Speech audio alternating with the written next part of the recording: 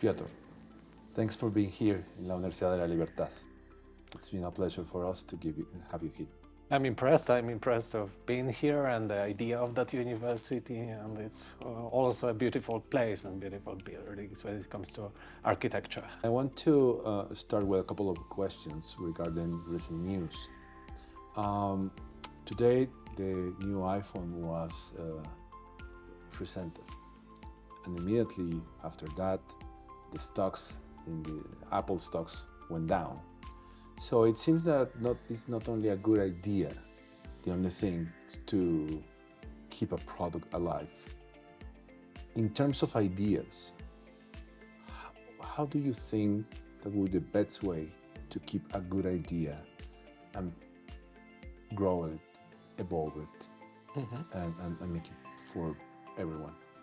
I'm sure that every individual and we all as a humanity can create great ideas. We can innovate. We are looking for, all the time we are looking for some other ideas to make things better, to change it to the better way. So we as a human being just need a space to act, to do the things that we dream, that we want to do, without the last thing that we need is someone who is telling us do this or do that and trying to control us. In every society which is controlled, usually by the state, that level of innovation goes down. So it is like in every human there is a huge part that wants to experiment, that wants to create something new and just to be visible and create something for the better future. And when it comes to Apple and their products, of course, that company was and is still very innovating. They've changed the way how we communicate, how the product is designed and so on. But of course, they need something, new areas of development of their business, putting another Apple with new number and just a small amendments, maybe won't convince people anymore.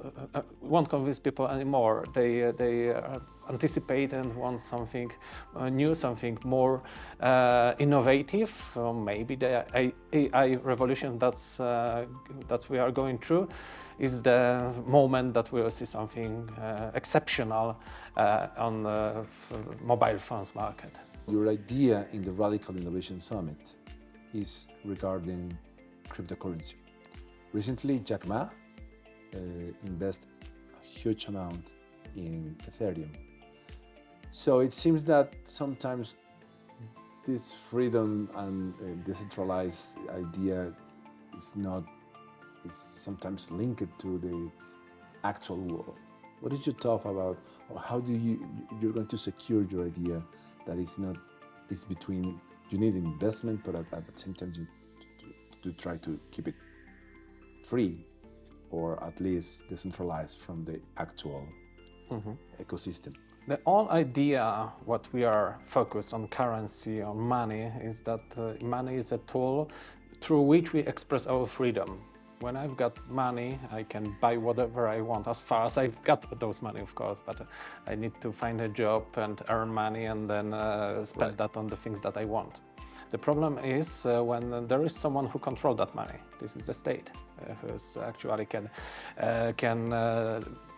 decrease the value of the money that we've got in our pockets or on our banking account through inflation or through their bad economic policy. They can impact our investments on investment funds, for example. So the government has an impact on the money. So the very right idea behind cryptocurrency is that it's not controlled by anyone. This is actually decentralized, totally decentralized. Of course, there are some problems. This is a new problem. This is a new phenomenon in our society. There are scams, of course, in the beginning. Anyone should be afraid, should be careful in entering that market. There are people in jail right now because of that. Yeah, of course, but we've got our force, we've got our law, which those who are making scams are in the jail. But we should trust people. We should trust every individual and maybe not every entrepreneur, but we should double check the place and the people that we give our money. So this is that self awareness and self responsibility of every customer, every individual. This is something that should be fostered or should be developed, and we should put attention and educate people about that. Don't trust everyone who is saying that gonna double or make you fivefold your money within a week. It's too good to be true. But of course, putting some part of our savings into cryptocurrency in some double-checked and trustworthy, double-check and trustworthy partners might be a good idea. And this is what we are trying to say. We are not convincing people to go to that market. Learn about that, understand the place that you are going to put your money, understand that financial instrument, not put every money into one basket, and be there, because this is a new innovative phenomenon. This is probably the future of financial markets, and the idea behind that is very romantic. This is money which is not controlled by someone above us. In the beginning, internet was open for everyone, and now it's controlled by 4 big companies. Do you think that that's something that could happen in the cryptocurrency world? Every sector there are some dominant players, and it usually, not always, but usually it happens. So probably Bitcoin is an example that actually is the majority of that market. Is it good or bad? Of course, monopoly is never good. But we've got a monopoly of dollar, for example. Maybe it's not a monopoly, but this is the main currency in the world, and it works actually. Of course, America is strong because it controls the value of dollar. But when it comes to the Bitcoin, there is no one who is controlled that value. You've got gold. Everyone trusts gold. It keeps its value, and we've got kind of a monopoly when it comes to the reserve of central banks, and nothing wrong happens. Don't you think that instead of talking about cryptocurrency, we should start talking first about blockchain? I mean, trying to change the system in the way that it is currently, and then on top of that, start building the currency world. I think it's already happening. I mean, the cryptocurrency. In not all the countries. Yeah, I mean, but we are talking about the technical aspects of that, which is blockchain. So on blockchain, the currency is built on blockchain. You can build any other products which is based on blockchain. This is just a technical part of that.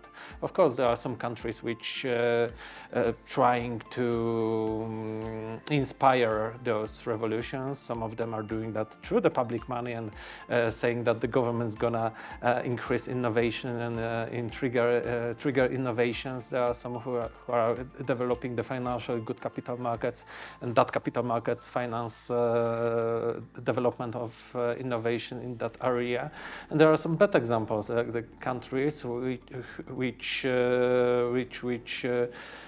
government are afraid of that new technology and that independent currency.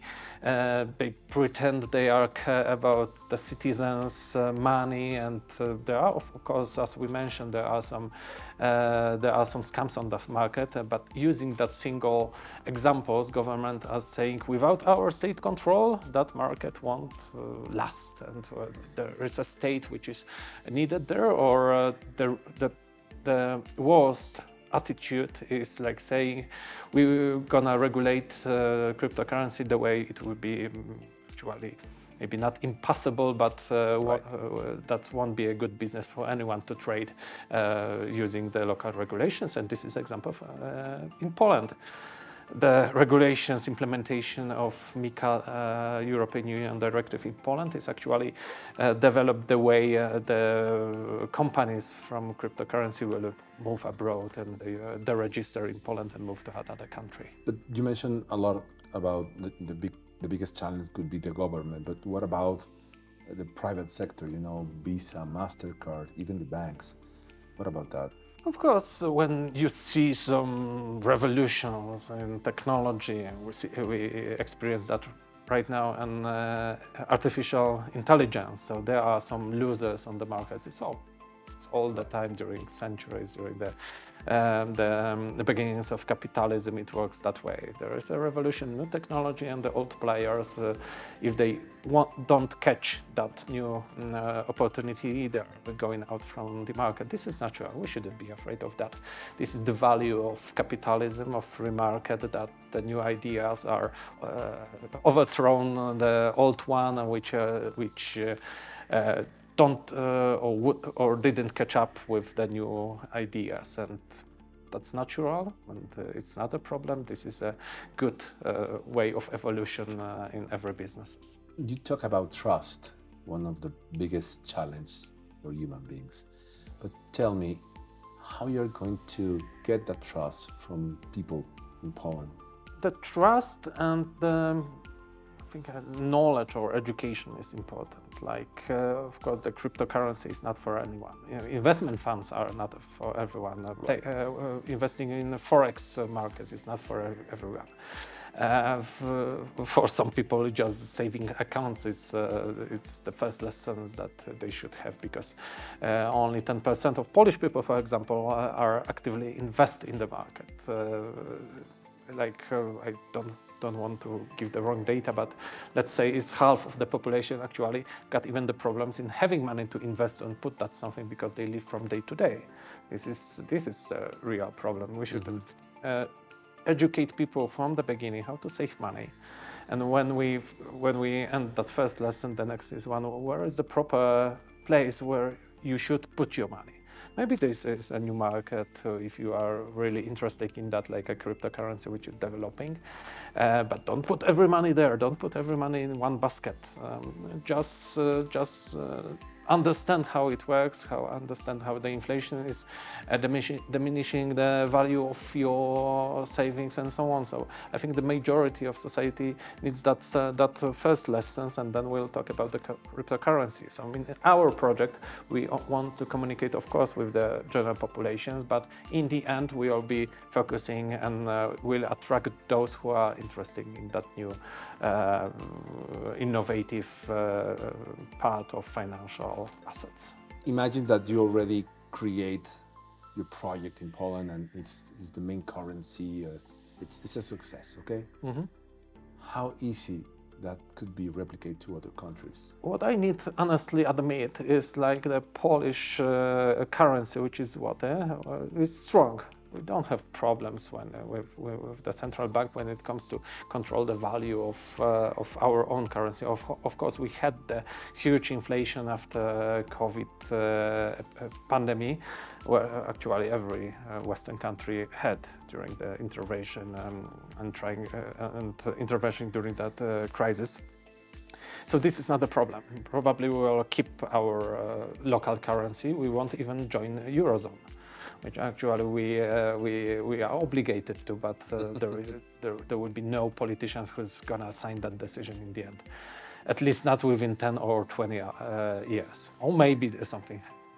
But simultaneously, we should keep an eye and trying to care about the new phenomenon in the market. Like, there is no new independence currency, which is like a cryptocurrency, Bitcoin. Okay, we should trying to help, or maybe not stop local companies to enter that market. They can easily develop their business globally. This is a new phenomenon. This is so easy to enter that market. And from the consumer perspective, whether they've got in their pocket dollars, euros, pesos, or bitcoins and Polish zloty, this is good. This is not a problem. But don't stop people from having that independent currency. This is what we are trying to do.